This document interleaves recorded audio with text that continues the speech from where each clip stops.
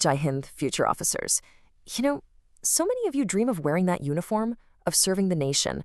But let's be real, the path to get there, it can feel like a total maze. Well, today, we're going to change all that. NDA, CDS, AFCAT. I mean, you've seen this alphabet soup of exams, right? It's enough to make your head spin. What's the real difference between them? Which one is actually the right fit for you? And seriously, where do you even start? Okay, don't worry, we've got you. In this quick explainer, we are going to break it all down. We're going to map out a super clear, simple roadmap so you can figure out the absolute best path for your age, your education, and yeah, your ambitions. So here's the game plan. We'll start with the early entries, right after 12th.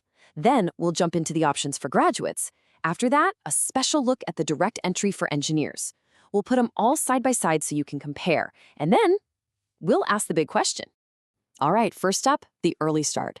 So you've just finished your 12th standard. This is a huge moment. What you decide now could literally set the foundation for your entire career.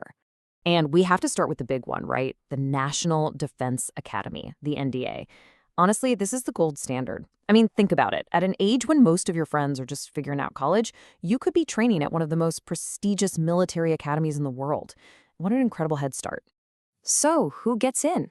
Well, the age window is pretty specific. You've got to be between 16 and a half and 19 and a half when you join. And get this, you can even take the exam while you're still finishing up 12th. Now, here's the really important part, the part you need to pay attention to. For the Army, any stream is fine, arts, commerce, you name it. But if you're dreaming of the Navy or the Air Force, you have to have physics, chemistry, and maths. No exceptions. Look, the path is tough, but it's crystal clear. First, you've got to crush the written exam. Clear that, and you're up against the legendary SSB interview. Make it through that, pass your medicals, and if your name is on that final merit list, you're in. You're on your way to the NDA. But wait, what if you're a science student and your brain is just wired for engineering? Well, there's another amazing option for you right after 12. Let's talk about the Technical Entry Scheme, or TES for the Army, and the Navy's equivalent, Navy Tech. And this is the real game changer right here. For these entries, there is no separate written exam. I'll say that again, no written exam. Your shot at the SSB interview comes directly from your JEE rank. So if you're already grinding for those engineering entrance exams, this is basically a direct pipeline to the SSB. It's the perfect way to combine that love for tech with your dream of the uniform. Okay, so what about all of you who decided to get a degree first? Is the dream over?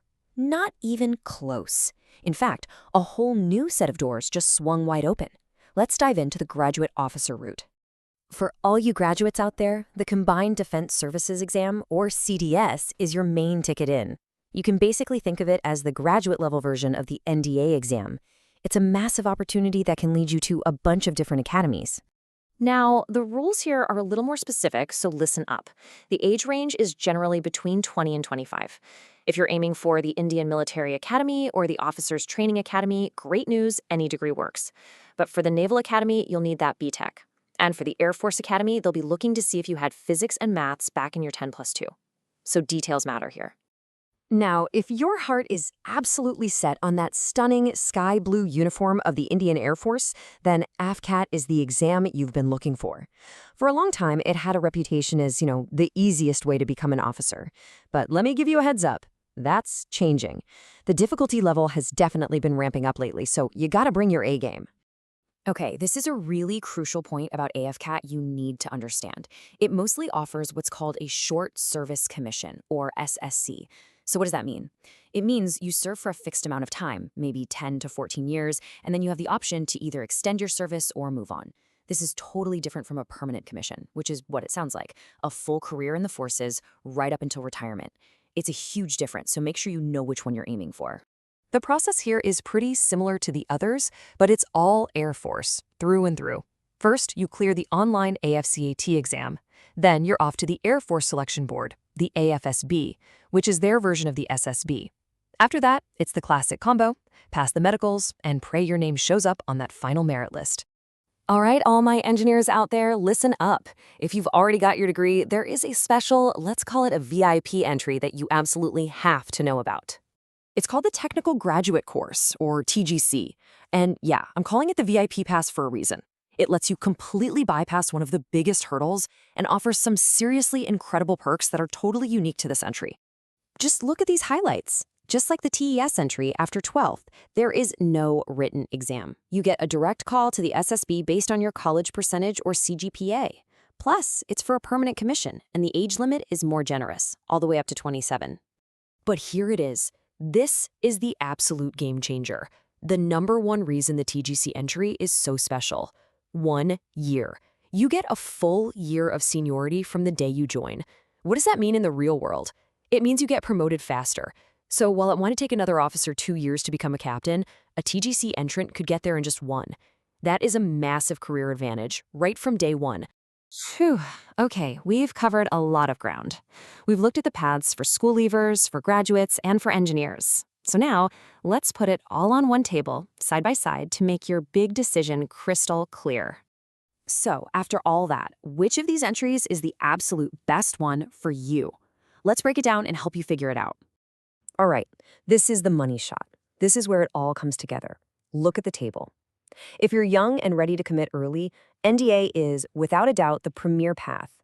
If you're an aspiring engineer right out of school, TES is your direct, no-exam route. For graduates who want options, CDS is your best bet, opening up multiple academies. If the Air Force is your only dream, AFCAT is your focused path. And finally, for engineering grads who want a direct entry in a faster career track, TGC, with that 1-year seniority boost, is simply unbeatable. So as you're thinking about which path to take, just remember this. Serving the nation, it isn't something you're just born with. It's a privilege that you have to earn. You will be trained, you will be tested, and if you truly have what it takes, you will be chosen. The paths are laid out for you. The choice is now yours to make. So the only question left to ask is, are you ready to be chosen?